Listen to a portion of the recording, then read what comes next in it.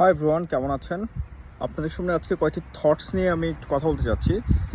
Basically বাংলাদেশে যেটা হচ্ছে, আমি আগেই বলেছি যে হচ্ছে গিয়ে এমন একটা রেভলিউশন হয়ে গিয়েছে যে আমাদের আসলে আমরা ওই রেভলিউশনের টপিকটা থেকে সরে এসেছি, যেটা আমাকে খুব আহত করছে। এখানে আবার আমি একটু রিটারেট করি, কারণ আমার কাছে মনে হচ্ছে যে পয়েন্টটা সবাই ঠিক মতো বুঝতে পারছে না। একটা ডিকটেটর যিনি 15 বছর ক্ষমতায় ছিলেন, যার হাতে রাষ্ট্রীয় প্রত্যেকটা প্রতিষ্ঠান পলিটিসাইজড হয়েছে, করাপ্টেড হয়েছে এবং দুর্বৃত্তায়ন ঘটেছে। আপনি রাষ্ট্রের সবগুলো প্রশাসন যন্ত্র বলেন, বিচার বিভাগ বলেন, ব্যুরোক্রেসি বলেন, পুলিশ বলেন, র্যাব বলেন, বিজিবি বলেন, আর্মি বলেন, আপনি ইভেন সাংবাদিক গণমাধ্যমের স্বাধীনতা বলেন, পেশাজীবী শ্রেণী বলেন, ব্যবসায়ী শ্রেণী বলেন, এমনভাবে এই ডিকটেটরিয়াল রিজিমটা সব কিছু করায়ত্ত করেছে। এরপরেও শুধুমাত্র ছাত্রদের এবং ছাত্র জনতার স্যাক্রিফাইসের মধ্য দিয়ে, যেখানে ইন্টারনেট বন্ধ করে হেলিকপ্টারের মতো যানবাহন ব্যবহার করে তারা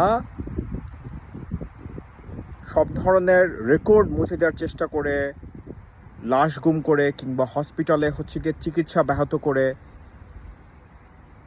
এবং তাদের যে রাষ্ট্রযন্ত্রের যে বাহিনীগুলো রয়েছে তাদেরকে সাধারণ জনতার উপরে লেলিয়ে দিয়েছে। এবং হচ্ছে কি এর মাধ্যমে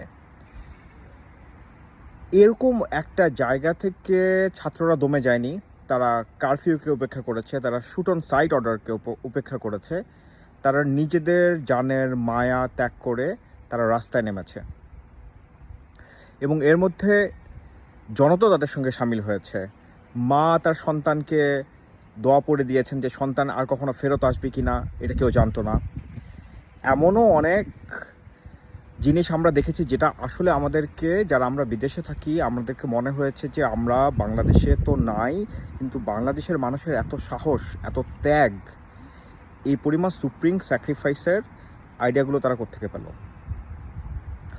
সো এই সব জিনিস আমরা চিন্তা করে আমার কাছে মনে হয় যে আমাদের এই টপিকটাতে আর একটু চিন্তা করা উচিত।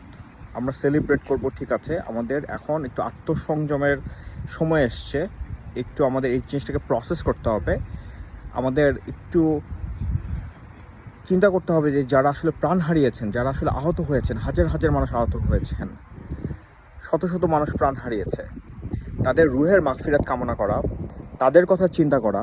এবং এই সুপ্রিম স্যাক্রিফাইসের বদলতে যে আপনি যে আজকে যে এই বিষয়গুলো নিয়ে কথা বলতে পারছি, আমরা একটা বাক স্বাধীনতা ফেরত পেয়েছি, আজকে আমাদের চিন্তার স্বাধীনতা আবার প্রকাশ পেয়েছে, আরও এক্সপ্যানশন হচ্ছে।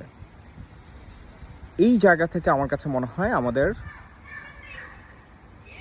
We need to step back, এবং আমাদের একটু চিন্তা করতে হবে, আমাদের তাদের জন্য দোয়া করতে হবে, এবং আমাদের তাদের এই পুরো রেভলিউশনটা যেটা ঘটে গিয়েছে সেটা নিয়ে আমাদের নিজেদের কি দায়িত্ব আছে, আমরা কি কি করতে পারি সেটা নিয়ে আমাদের একটু চিন্তা করা উচিত, এবং এই দেশটাকে বাঁচানো উচিত, এবং দেশটার প্রতি আরও অনেক বেশি কন্ট্রিবিউশন এবং দায়িত্বশীল হওয়া উচিত।